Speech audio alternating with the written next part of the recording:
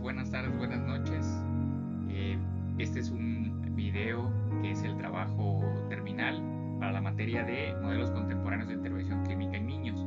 El tema es modelos de intervención en psicoterapia, humanismo cognitivo-conductual y terapia sistémica. El cuándo, cómo, por qué y para qué de estas terapias. Hablar de intervención psicoterapéutica en niños nos obliga a voltear a los modelos contemporáneos que ya son clásicos: humanismo, terapia cognitiva conductual y sistémica. Esto ante la llegada de nuevas formas de intervención. Muchas de estas nuevas técnicas son basadas en las tres que más solidez presentan hasta el momento en cuanto a rigor científico, pero muchas son solo ideas buenas que no tienen ningún sustento y que han promovido salidas fáciles a problemas que no lo son. Revisaremos pues la importancia de plantearnos las preguntas clave en cuanto a los modelos de intervención psicoterapéutica. Veremos los tres modelos y por cada uno revisaremos los antecedentes, que son los por qué, objetivos cuándo, las técnicas el cómo y las condiciones, costes y resultados, que son el para qué. En el caso del humanismo existencial, nos basaremos principalmente en los enfoques basados en las personas de Rogers y en la Gestalt de Peirce. Rogers nos dice que el organismo reacciona como una totalidad organizada ante el campo fenoménico de su percepción y manifiesta una tendencia o impulso básico a actualizar, mantener y desarrollar el organismo experiencial. El ser humano es entonces un organismo más, un todo, cuerpo-mente, indivisible, que en contacto con un ambiente apropiado tenderá a desarrollar sus potencialidades, como el resto de los seres del planeta. El proceso, tal y como lo entiende Rogers, es muy biológico. Somos un ser vivo más que, guiado por sus experiencias, trata de satisfacer sus necesidades. A ese aspecto de lo humano se lo denomina yo-organismo y, bajo el efecto de la tendencia actualizadora, está en un flujo continuo de cambio, de transformación, para convertirse en un ser cada vez más complejo, independiente y responsable. En este devenir, el contacto con el contexto físico y social es fundamental. Los enfoques existenciales ofrecen a las personas en busca de ayuda un encuentro personal con el terapeuta, en el que la experiencia de una buena relación es más importante que el aprendizaje conceptual acerca de ellas mismas, en el que se manejan el presente y el futuro, y en el que las memorias y condicionamientos del pasado, vividos necesariamente, son presentes y son uno de tantos ingredientes de él aquí y ahora. Dentro de los objetivos que encontraremos dentro de la corriente o modelo humanista existencial es el de aumentar la conciencia del cliente respecto de su propia existencia y así ayudar a que experimente su existencia como real. La técnica debe estar subordinada al conocer y seguir más que preceder al conocimiento. La técnica, por lo tanto, debe de ser flexible y ajustarse a las necesidades de cada cliente. El terapeuta y el cliente son dos personas en una auténtica relación. El terapeuta no interpreta los hechos, sino que los pone de manifiesto en su relación con el cliente. Los dinamismos psicológicos no son principalmente considerados comunes a la especie humana, sino que se pone el énfasis en considerar que la significación particular de las dinámicas del cliente derivan de su contexto de vida. El terapeuta no siempre sabe qué es lo que motiva al cliente y su actitud.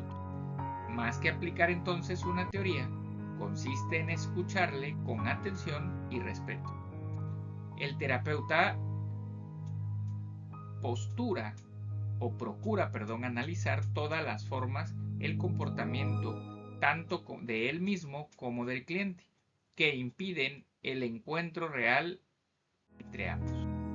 La terapia existencial se caracteriza por la importancia que da el compromiso, y estar comprometido es el verdadero modo de estar vivo. Las técnicas que se utilizan Dentro de estas, en el centrado en la persona, son el reflejo, donde el terapeuta devuelve con sus propias palabras lo fundamental de las emociones que el cliente está expresando, y el parafraseo, devolver a los clientes un resumen de lo que va entendiendo. En el caso de la Gestalt, las técnicas para trabajar sobre la expresión verbal, el aumentar la conciencia y el favorecer el llamado darse cuenta, las técnicas para facilitar el contacto con la emoción y el trabajo con sueño. En el modelo humanista existencial se opone a la clasificación diagnóstica de los sujetos. Defienden la irrelevancia de los diagnósticos o de las distinciones diagnósticas para la psicoterapia, dado que el cliente es el único que tiene la potencialidad de conocer a fondo la dinámica de sus percepciones y su conducta. Solo se reconoce su eficacia terapéutica con claridad en el campo de la neurosis.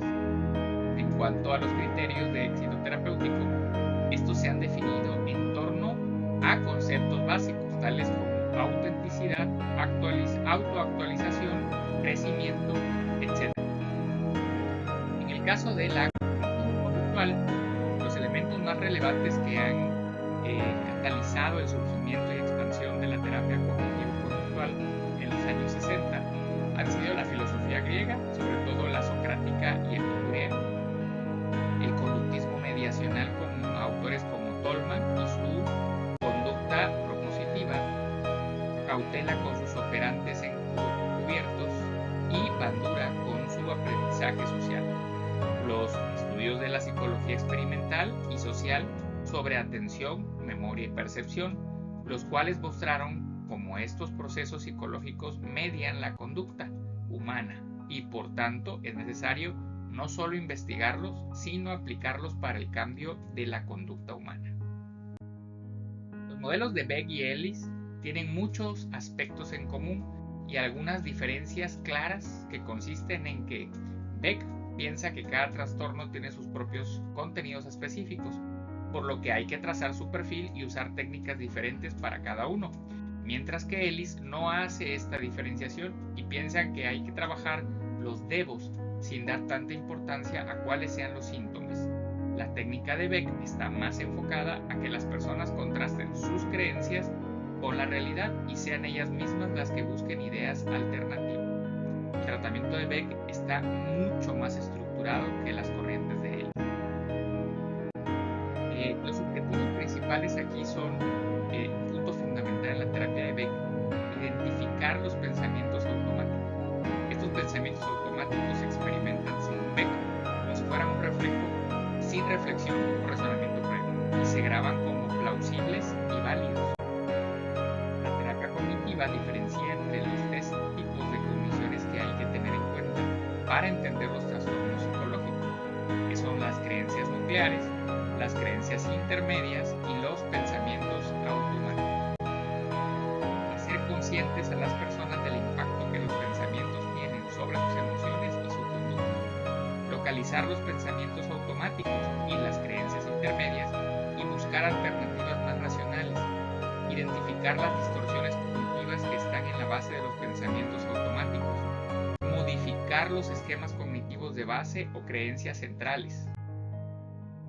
Las técnicas más comúnmente utilizadas, una sería la técnica para trabajar con creencias, donde se trabaja ya sea con los pensamientos automáticos y las creencias intermedias. Hay que identificarlas, establecer en qué situaciones aparecen y qué emociones producen, cuestionarlas para hacer que la persona piense en explicaciones alternativas, y técnicas complementarias para modificar creencias centrales. También las técnicas para trabajar con sesgos cognitivos y atencionales, donde se busca identificarlos y hacer consciente a la persona de sus errores lógicos para que sea capaz de llegar a explicaciones diferentes basadas en una lógica más racional. También se utilizan las técnicas específicas para trabajar con imágenes y otros tipos de técnicas conductuales. En el campo del tratamiento de la depresión es indudable la importancia de la terapia cognitiva de la depresión, la cual ha mostrado ser en muchos estudios el tratamiento de elección para tal patología.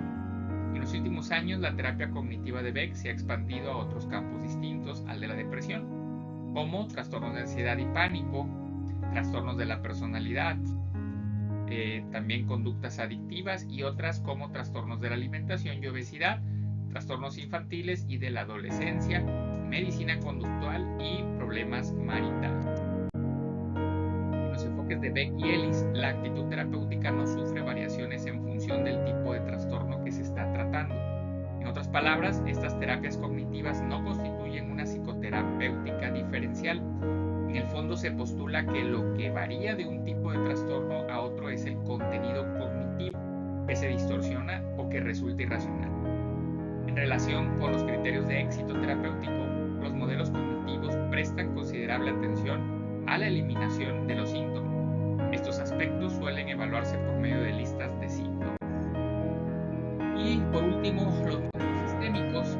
La teoría general de sistemas surgió en la década de los años 40 como un intento de abarcar fenómenos que los planteamientos científicos reduccionistas no podían explicar. El planteamiento sistémico tuvo una gran repercusión, no solo sobre las ciencias naturales, sino también sobre las sociales.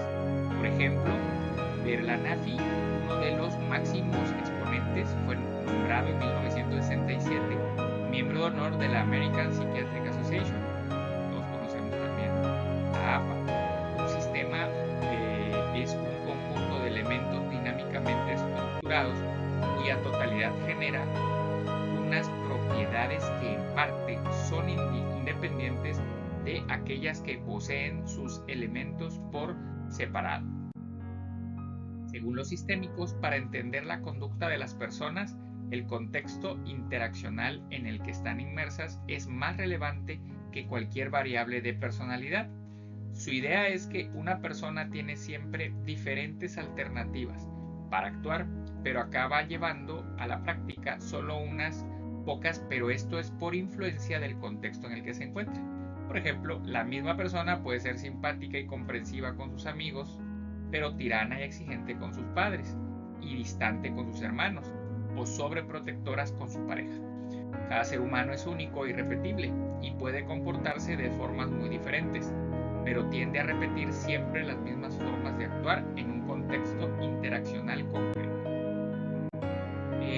Los objetivos principales aquí son romper el patrón de interacciones que mantienen el problema para conseguir que se establezcan nuevas formas de actuación y posteriormente nuevos puntos de vista sobre la realidad, corregir estilos de comunicación inadecuados, redistribuir el poder dentro de los grupos. Se enfoca también en el aquí y el ahora y no en el allá y el entonces.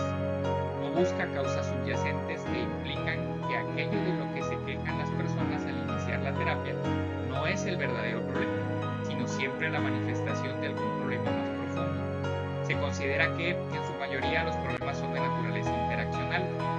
Los pacientes definen los objetivos de la terapia por lo que deben formularse para satisfacer la unicidad de las necesidades del individuo. Dicho de otra manera, la terapia debe de ser cortada a la medida y envuelto como regalo para cada persona. No hay una única forma correcta de ver las cosas. Puntos de vista diferentes pueden ser igualmente válidos y ajustarse igual de bien a los hechos. Las técnicas aquí utilizadas, tenemos que revisar que la filosofía estratégica es simple. Hay que diseñar un cambio para resolver un problema. No creen que los problemas estén causados por una patología que se deba subsanar. Simplemente se mantienen porque no funciona lo que la gente hace para intentar resolverlos. El cambio es estratégico y tiene las siguientes características. Una, el objetivo es resolver problemas y no necesariamente cambiar a las personas. 2, puede bastar con introducir una pequeña diferencia. Usan la visión de la teoría del caos para entender cómo una pequeña variación bien diseñada para producir desviaciones en el patrón interaccional, y esto puede acabar solucionando un gran problema que lleva activo mucho tiempo. Cada intervención es única y adaptable a cada caso, diseñada para cambiar patrones concretos de unas personas determinadas. La psicoterapia sistémica ha sido aplicada con gran efectividad a la resolución de problemas emocionales y de conducta, tanto en individuos como en pareja y familias. Es extensa la bibliografía que señala la aplicación de estas propuestas terapéuticas en el tratamiento, por ejemplo, de depresión, trastornos obsesivos compulsivos, trastornos psicosomáticos, fobias, trastornos sexuales, ansiedad, agresividad, enuresis, encopresis y reacciones esquizofrénicas, entre muchos otros padecimientos exitosamente tratados. En ocasiones, la metáfora de la familia como sistema se ha tomado demasiado literalmente y se ha tendido a ver en esta una unidad de funcionamiento completamente autónoma, aunque en la realidad cada familia está inserta dentro de sistemas más amplios como la comunidad, la ciudad, etc. Estas son las referencias bibliográficas utilizadas para la elaboración de este trabajo: aproximaciones a la psicoterapia, una introducción a los tratamientos psicológicos, psicoterapias, escuelas y conceptos básicos, psicoterapias contemporáneas y manual de psicoterapias, teorías